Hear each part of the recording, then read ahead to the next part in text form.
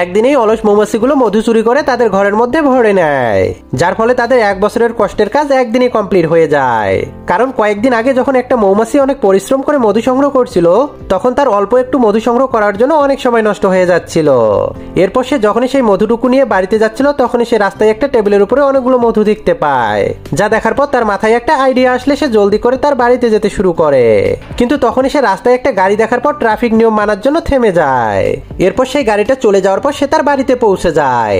তারপর সে সবাইকে অনেক জোরে জোরে ডেকে ঘর থেকে বাইরে বের করে সেই মধুর ব্যাপারে বলতে শুরু করে।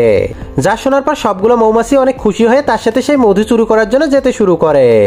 কিন্তু রাস্তা দিয়ে গাড়ি আসতে শুরু করলেই সবগুলো মৌমাছি থেমে যায়। এরপর সেই গাড়িটা চলে যাওয়ার পরে তারা ফুল স্পিডে সেই মধুর দিকে যেতে শুরু করে, কারণ তারা সেখানে যেতে দেরি করলে সেই মধুগুলোকে অন্য কোনো মৌমাছির দল এসে চুরি করে নিয়ে যাবে। কিন্তু তারা সেখানে পৌঁছানোর পর মধুটাকে পেয়ে অনেক খুশি হয়ে যায়। এরপর জলদি করে সেই মধুর ভারী জারটাকে চুরি করে সেখান থেকে পালাতে শুরু করে। কিন্তু সেই মধুর বাটিটা অনেক ভারী হওয়া সত্ত্বেও তারা ট্রাফিক নিয়ম মানার জন্য থেমে যায়।